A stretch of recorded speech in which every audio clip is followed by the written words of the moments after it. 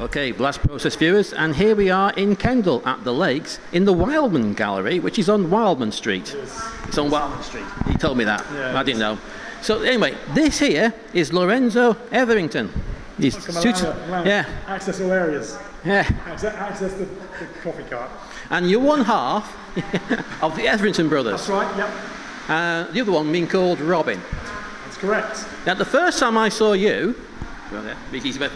was actually in Gosh Comics. Okay. And you had a massive pile of kids around you. Oh, that was amazing. Yeah, that was a great day. That was World Free Comic Book Day last year, I think, was it? Or was it before that? It was definitely Free Comic Book Day. Yeah. And anyway, it was lines of, there he is. Well, I'm going to get to him, aren't I? Yeah, I wish it was like that at every event. That's nice. Yeah, that was cool. I mean, because obviously a lot of what I do is make all ages stuff and all ages titles for children. And, we grew up on like Asterix and Calvin and Hobbes and stuff. So we've always tried to put that sort of sense of humour into our books. And so getting to meet the kids and see them react to our ridiculous books and the fact that we're quite similar to the characters in our stories always goes down quite well. So I wasn't going to say you're a bit of a cartoon character, but you brought the point up. It's fair. It's true to say that you're definitely influenced by more of a European style. Yeah, definitely. I mean, I love Asterix and the work of Uderzo, but I also grew up on, I love like obscure 1940s like British creators. There's this guy called Roy Wilson who had a beautiful European style way before anyone else was drawing that.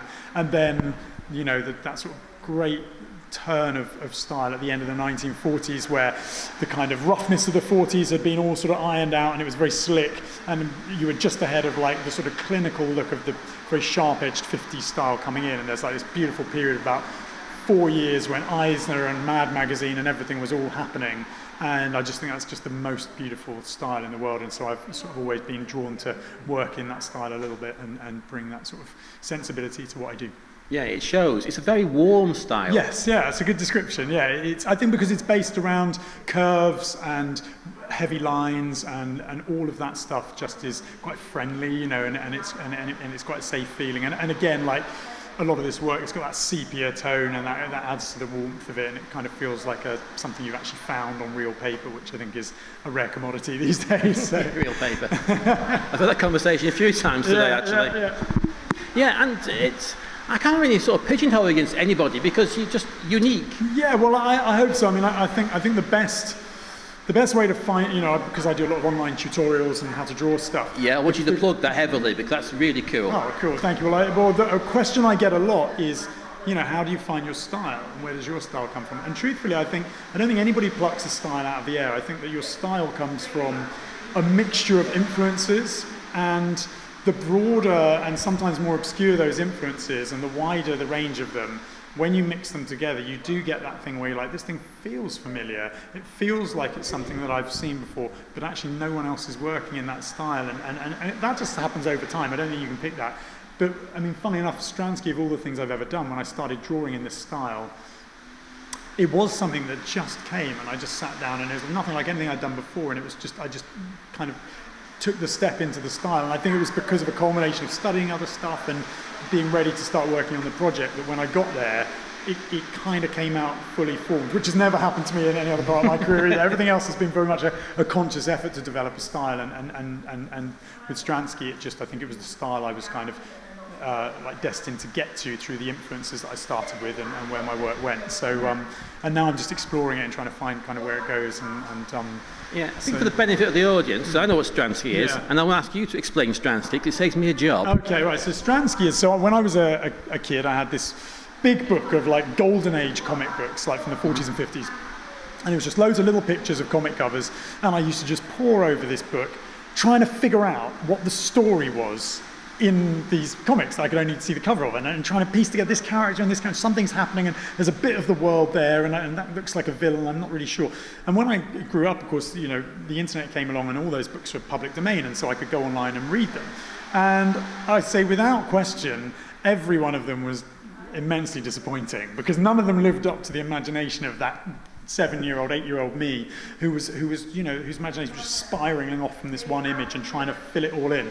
And I just became so compelled by that idea of like the story where you never get to find out. But you have all these clues to what it's about, and they're all sort of related, but nothing actually quite joins up. And so when I started working on Stranski, it's basically a series of pieces of artwork, promotional posters, little vignettes, old ephemera and objects around a fictional lost movie from, who knows, late 40s probably. And what I do is there's certain characters which reoccur and environments and bits, but mostly it's a series of non-chronological vignettes, and it's totally up to the reader to figure out what they think it's about. I know what it's about, but I'm not telling. So and so it's that jump of the imagination. I think the investment of the viewer, which I think is really compelling for me. Telling a story like that, in that sort of, you're not really telling the story, but you're revealing the world and the tone glimpses. And everything. Yeah, that's right, glimpses, and that to me is so much more powerful than having the whole thing. So it's a project for people that love what they can't have, because you can never quite find out what it is, and it remains opaque, and sort of the more you reveal, the bigger the mystery gets, and that's kind of the point of it. So that is what it is, and then this exhibition here today is a collection of the pieces, and some brand new pieces, and it gave me an excuse to just blow up the work and really let that sort of 4-color vintage. And get the big cardboard cutout for your bedroom. I'm all about the cutouts. So and it's great. So that I wanted to make something where it feels like you're stepping into the world a bit, and so that's what the project is. Right, but also beyond that, you've done many things like the other comics, absolutely. And the books which you can buy. Yeah, so my brother Robin. Big lead in there, big plug time. It's good. I like that. I like. It's not a question. So here's the first part. I was putting you off, wind you up, set you going.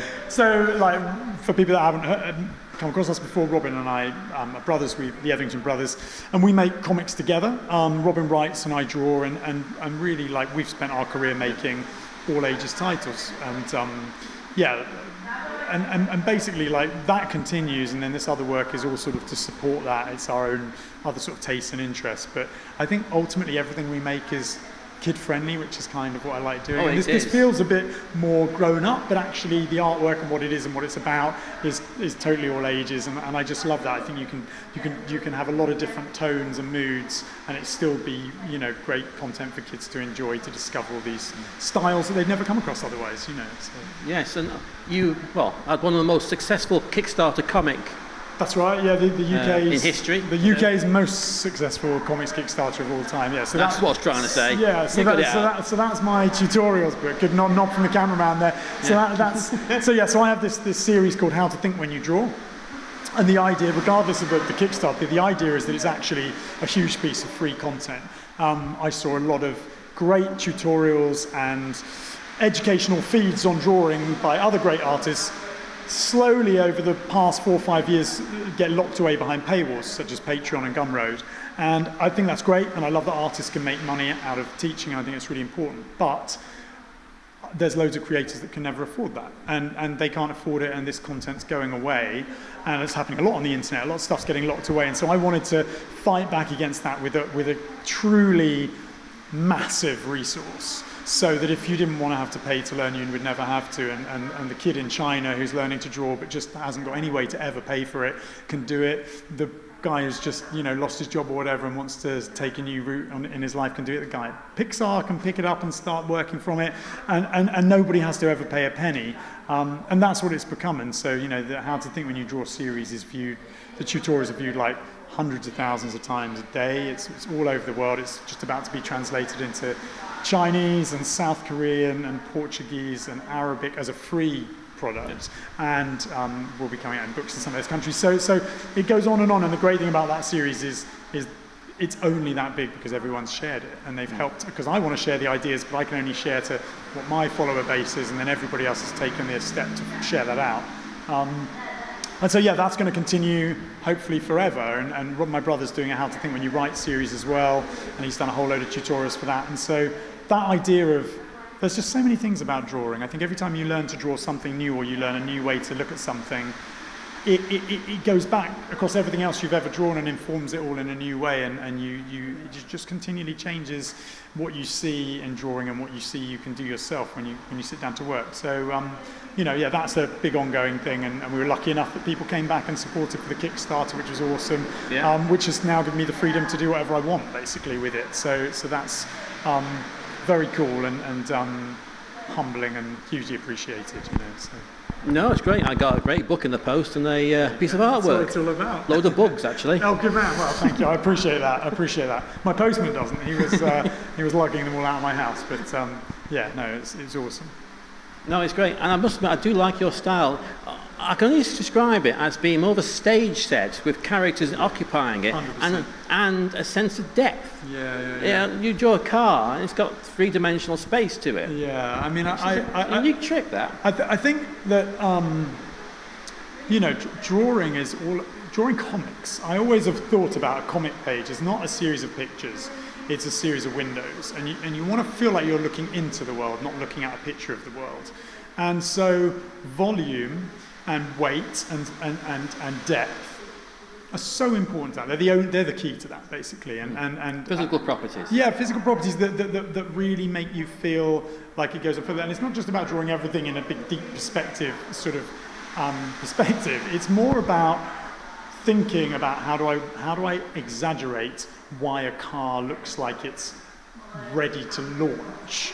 Certain cars look like that, and certain cars look like they're about to fall apart, and certain cars look safe, and others look exciting, and you know, and that applies to everything, and trees, and houses, and characters, obviously. But it's putting that character into the other stuff, I think, and thinking about it as a real thing that exists in the world, not as a piece of set dressing. And I do like to mix that. I like it to, especially with Stranski, I like it to feel a bit flat and a bit 3D, and because that's that sort of vintage style, and so.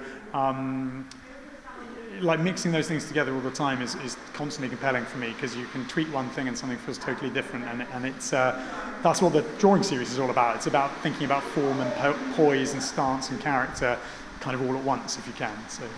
Right. Well, I'm going to hold you there. Okay. Well, because, well, we've got to go home, catch a train. That's fair enough. And the cameraman's arm's getting a bit tired, I can tell. Yeah, look at him, he looks so tired. Yes, he wasn't expecting this today. He's been working hard all day, and now... I've no idea, he's been doing his own thing. Yeah. He has been. He's been chatting. He bought us free jelly babies, as he always does. So he's our #1 fan. So it's good. I don't get any of them. No, I've had nothing all day. Yeah. Well, there's jelly babies back at our table, but it's a bit of a walk. And the rain. Yeah. The rain. It is. It's down. It's down. Right. Well, we'll put the links in the description. Excellent. We'll try and put them on screen. Brilliant. But for the record, okay. Website. Do you know what? If you just put Etherington Brothers don't put Comic Making Brothers into Google. Hit one, you'll get us. Nice and easy. That's easy, isn't it? That's easy, isn't it, really? Comic Making Brothers. Comic Making Brothers, that's all you need.